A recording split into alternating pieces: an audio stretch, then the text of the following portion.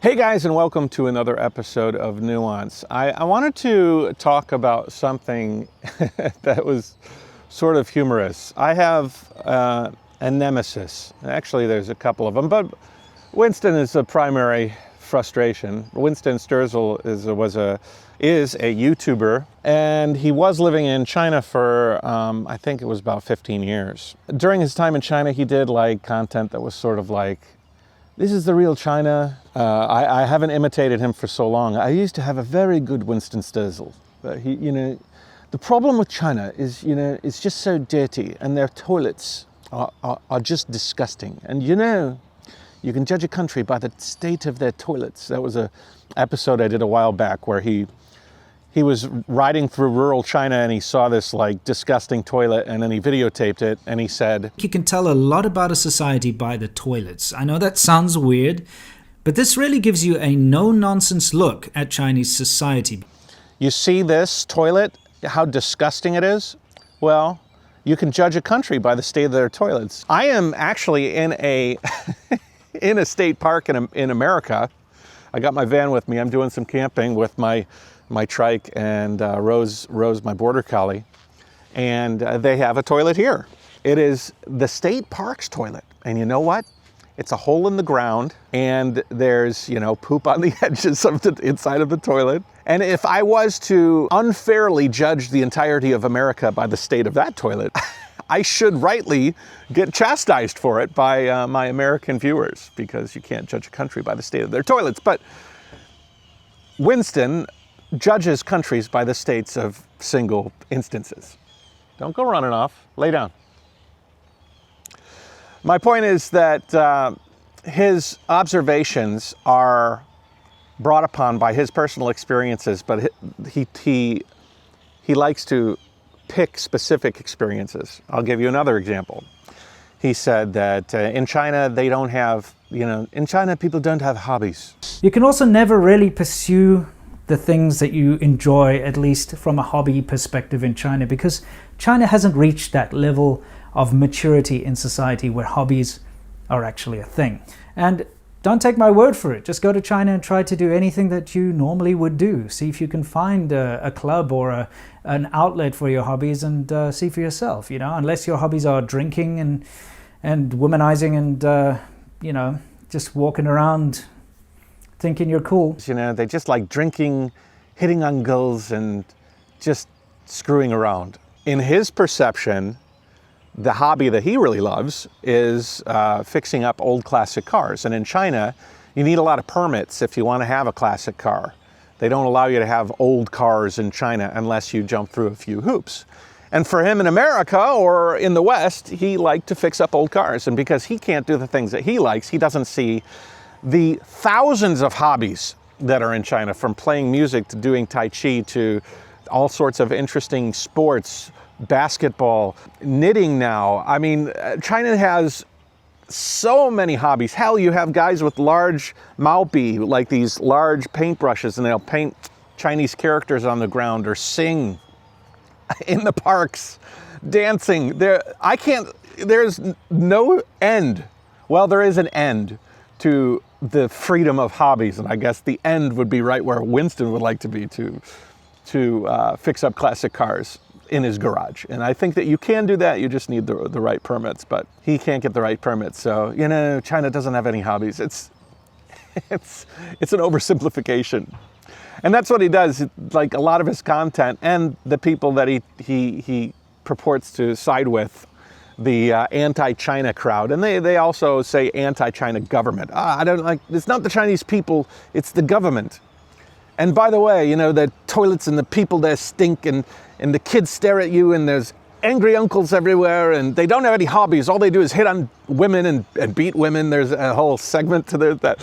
So if you want to contain it to the government, I don't think you can when you start talking about the populace. But anyways, he recently put out a video with another group of China goofballs called China Uncensored.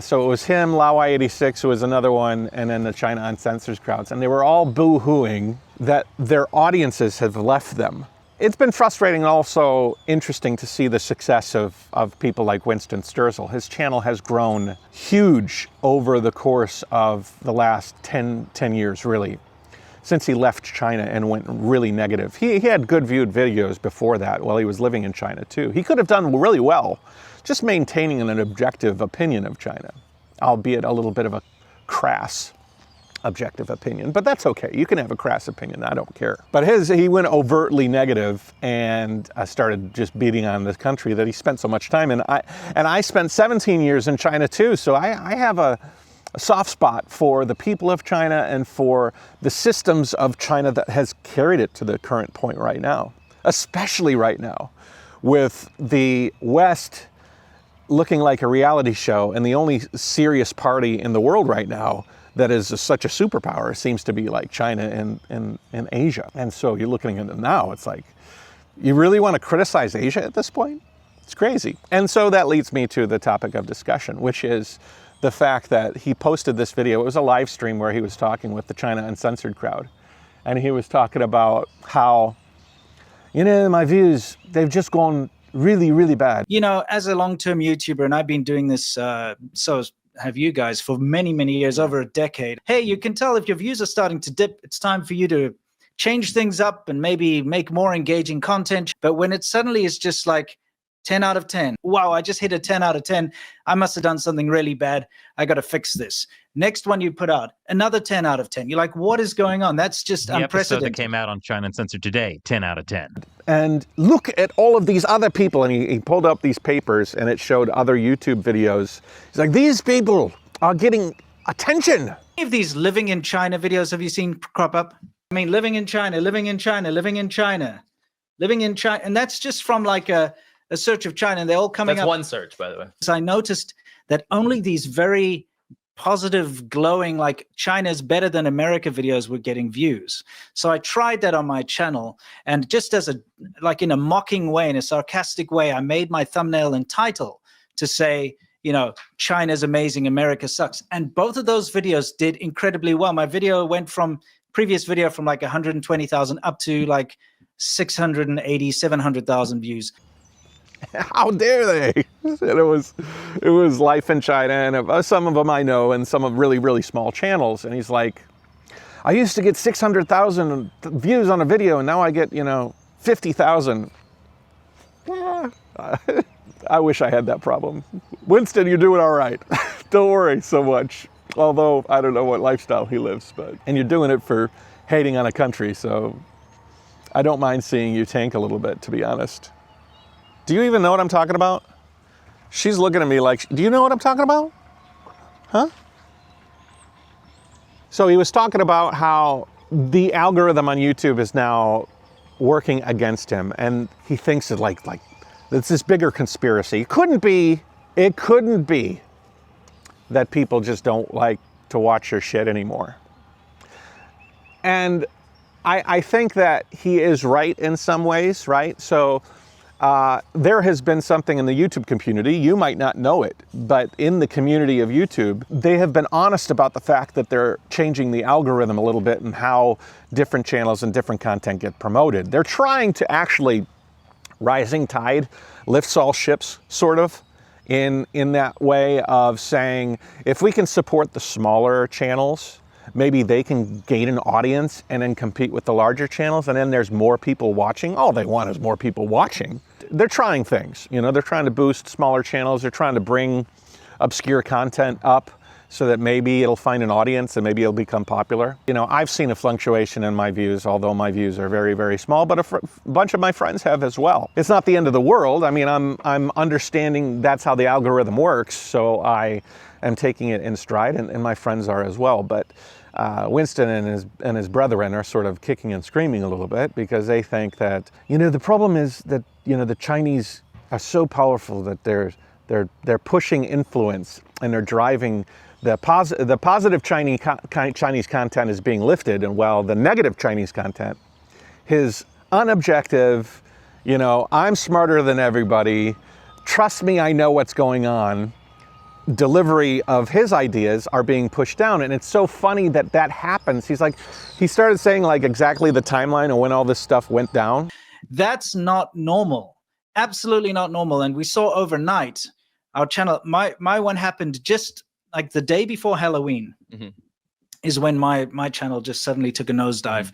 And I released a video that for my channel is crazy. It only got 70,000 odd views. And it correlates pretty much perfectly with two things. Well, three things really. The one is the West just shining light on the inadequacies of different things. In America, things aren't just not being taken seriously. It's like a comedy show. And it's like you're watching a train veering towards the end of the tracks, and it's sort of like, you know, everybody's got their popcorn and they're watching America right now, and it's sort of a laughing stock.